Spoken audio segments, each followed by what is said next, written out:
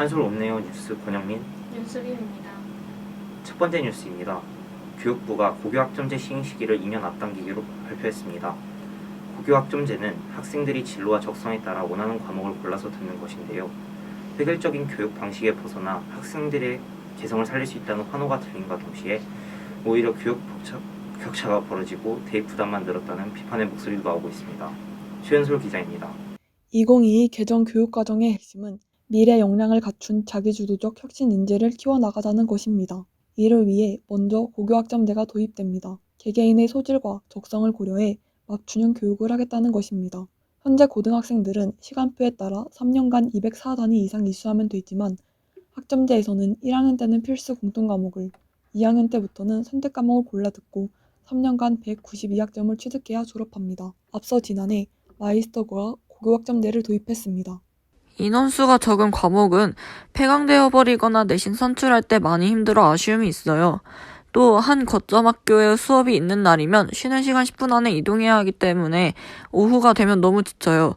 솔직히 저는 진로가 정해져 있지 않아 세분화된 선택 과목을 선택하는 데에도 어려움이 있고요. 하지만 고교학점제의 장점도 있습니다. 학생들의 선택으로 시간표를 작성하기 때문에 각자의 잠재력과 역량을 뽐낼 수 있으며 자기주도 능력도 기를 수 있습니다. 또한 수업 시간이 줄어드는 만큼 다양한 활동에 자율적으로 사용할 수 있으며 입시 준비를 위한 과목 외의 교양 강좌도 개설이 가능하여 교육 다양성을 보장할 수 있습니다. 저는 수업 과제 연구 과목을 듣는데 한 반당 학생 수가 적어 선생님의 피드백을 빠르게 받고 이전 수업에서는 하지 못했던 활동식 수업을 하게 되어 만족하고 있습니다. 제가 듣고 싶은 수업을 선택해서 들을 수 있는 것도 큰 장점이라고 생각해요. 학생들의 진로와 적성의 자유를 보장하고 선택권을 주기 위해 도입된 맞춤형 교육과정 고교학점제, 자유롭고 평등한 교육 환경으로 이끌어 나갈 수 있을지 좀 더 지켜봐야 할 것 같습니다. 한솔 오네요. 최은솔입니다. 전자발찌를 차고 미성년자를 성폭행한 30세 남성, 전자발찌를 차고 아르바이트를 미끼로 10대를 성폭행한 30대 남성 마찬가지로 전자발찌를 착용한 채 성폭행을 시도한 40대 남성, 모두 고작 지난 일주일 동안 일어난 일입니다. 전자발찌를 끊고 여성 2명을 살해한 혐의로 구속 송치된 강윤성의 일을 수면 위로 떠오르며 전자발찌를 찬 성범죄 전과자들의 관리 문제에 대해 우려의 반응이 나오고 있습니다. 노규민 기자입니다. 지난 8월 2일 전자발찌를 착용한 상태에서 20대 여성을 성폭행한 혐의로 불구속 입건된 마창진이 경찰 수사를 받았습니다. 마 씨는 전남 장흥에서 전자발찌를 훼손한 뒤 잠적했다가 16일 만에 검거되었습니다. 전자발찌를 훼손한 뒤 독주한 범죄는 지난 5년간 매년 10건이 넘게 발생했습니다. 올해 8월까지만 해도 벌써 13명이 전자발찌를 훼손했습니다. 경기대 범죄심리학과 이수정 교수는 전자발찌를 끊고 여성 2명을 살해한 강윤성 사건을 두고 위치 추적 전자장치는 더 이상 흉악범을 막을 수 없는 제도적 한계에 봉착했다고 말했습니다. 또한 이 교수는 왜 피의자에게까지 인권 보호를 운운하며 전자발찌를 부착시키려는지 이해가 되지 않는다. 대래 피해자 인권을 보장하기 위한 논의가 충분히 이루어져야 한다고 강조했습니다. 가해자의 인권을 위해 도입된 전자발찌, 이제는 자르면 그만인 구멍 뚫린 제도로 불리고 있습니다. 진짜 피해자를 위하는 방법이 무엇인지 다시 생각해 보아야 할 때입니다. 한솔 오네어 노규민입니다. 수년 전부터 생겼던 논란이지만 아직까지도 결론이 나오지 않고 있는 논란이죠. 바로 수술실 내 CCTV 설치 및 운영 의무화. 근 몇 년간 계속해서 의료사고가 빈번히 일어나고 있음에도 피해자들은 제대로 된 피해 보상조차 받지 못하고 있는 상황입니다. 그 이유는 바로 제대로 된 증거를 수집할 수 없다는 부분에 있는데요. 현재까지 이 논란이 해결되지 못한 이유를 고은택 기자가 알아보았습니다. 네, 고은택 기자입니다. 최근까지도 많은 논쟁이 이어지고 있는 수술실 CCTV 의무화는 권대희 씨의 사망 사건으로 인해 도마 위에 오르게 되었습니다. 이 사건을 시작으로 대리수술, 수술 도중 환자를 향한 성범죄 등이 수면 위로 오르며 몇몇 사람들은 이 같은 문제를 예방하기 위해서는 수술실 내 CCTV 설치가 필수적이라고 주장하고 있습니다. 이에 시민들의 의견을 들어보았습니다. 환자가 이제 수술대에 눕게 되면 그 이후로 의식이 없게 되잖아요. 그리고 CCTV도 없는 수술실에 들어가게 되면 그 안에서 무슨 일이 일어날지도 몰라서 CCTV는 꼭 필요하다고 생각합니다. 그렇다면 수술실 CCTV 의무화는 반드시 해야만 하는 것처럼 보이는데 아직까지도 문제가 해소되지 않은 이유가 따로 있나요? 아직도 문제가 해소되지 않은 가장 큰 이유에는 당사자들인 의사들의 반대에 있습니다. 다음 설문조사 자료를 보시면 의사 중 CCTV 설치 의무화에 찬성하는 인원은 22%로 이는 일반인들의 찬성 비율이 73.8%라는 것을 고려했을 때 매우 큰 의견 차이가 있다는 것을 확인할 수 있었습니다. 이에 실제 수술실 CCTV 의무화에 반대하는 세계의사회장 데이비드 바브의 의견을 들어보았습니다. Hello, my name is Dr. David Barb, and I am president of the World Medical Association. Our members are 115 national medical associations representing over 9 million physicians worldwide, dedicated to promoting the highest standards in medical care and medical ethics. Your government in Seoul proposes a law that would force hospitals to video record every procedure in an operation theater.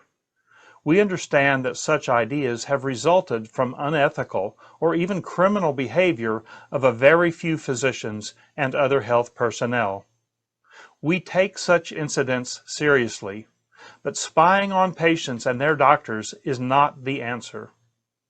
Any hope, as do our Korean physician colleagues, that the current proposal will be defeated. 보시는 것과 같이 양측의 의견이 팽팽하게 대립하는 가운데 최근 수술 관련 의료사고가 증가하고 일부 의료사고는 보건범죄와 연루되었다는 사실이 언론에 보도되었습니다. 네, 최근 수술실 CCTV 설치 법안의 입법 과정에 대한 법학적 분석이 나와 눈길을 끌고 있습니다. 법학 박사들은 수술실 CCTV의 설치는 목적과 수단이 적합하지만 이로 인해 발생할 수 있는 문제가 계량하기 어려운 부작용으로 이어질 수 있다고 경고했습니다. 환자단체는 수술실 내 CCTV 설치 및 운영 의무화를 촉구하였고 이에 대한 이해관계인들의 논의가 활발히 이루어지고 있어 관련 법령에 대한 검토가 필요하다고 보이는데요. 권태 기자, 수술실 CCTV 설치 관련 의료법 일부 개정안은 여러 의원에 의해 발의되었지만 모두 계류 중이라고 들었습니다. 의료법 개정안의 발의 이유에 대해 들어볼 수 있을까요? 네, 이들은 의료법 개정안의 발의 이후로 빈번한 의료사고 발생 및 무자격자 대리수술 등 부정의료행위 예방, 마취된 환자에 대한 성범죄 근절 등을 언급하고 있습니다. 법안을 찬성하는 측은 수술실이 외부와 철저하게 단절돼 환자가 의식을 잃으면 내부 상황을 알 수 없는 만큼 이 같은 문제를 예방하기 위해서는 수술실 내 CCTV 설치가 유일한 방안이라고 주장하고 있습니다. 이러한 상황에서 논문 저자들은 수술실 내 의료행위와 사실관계 확인 및 과실 판단 등을 위해서는 제도 개선이 필요하다. 하지만 입법 목적을 넘어서는 현장이나 장기적인 부작용을 수반할 수 있으므로 법리적, 현실적 문제를 최소화할 수 있는 바람직한 방안을 모색할 필요가 있다 라고 밝혔습니다. 이상 한솔 온에어 고은택이었습니다. 코로나19 백신 접종이 3분기에 들어서 18세부터 64세까지 성인들에게 접종이 시작되었습니다. 하지만 코로나19 백신 부작용의 문제가 계속해서 늘어나며 백신 접종을 하지 않겠다고 주장하는 사람들도 늘어나고 있습니다. 이정은 기자입니다. 코로나19 백신이 화이자, 모더나, 스푸트니크, 노바백스, 아스트라제네카, 얀센 백신 중 5개 백신을 도입하며 지난 2월 26일 기준으로 접종을 시작하였습니다. 백신을 접종하기 이전부터 임상시험이 2년도 채 되지 않아 부작용 우려의 목소리가 많았는데요. 백신 접종이 시작된 이후 각종 SNS, 유튜브, 블로그 등 각종 커뮤니티에 코로나 백신 부작용을 겪고 있다는 글과 영상, 사진 등이 계속해서 게시되고 있습니다. 과학적인 근거가 없는 이야기처럼 들리는 사람들도 있지만 실제로 백신 부작용이 없다라고는 못하는 상황이기 때문에 백신을 거부한 사람들도 적지 않습니다. 실제로 소비자 조사기관 컨슈머인 사이트는 전국의 3,000명을 대상으로 설문조사를 했고 49%가 정해진 대로 백신 접종을 하겠다, 36%로 백신 접종을 유보하겠다, 15%가 백신 접종을 하지 않겠다고 밝혔습니다. 이 문제를 심각하게 생각하는 이유로는 코로나 백신 접종을 긍정적인 반응을 보이는 연령층이 높기 때문인데요.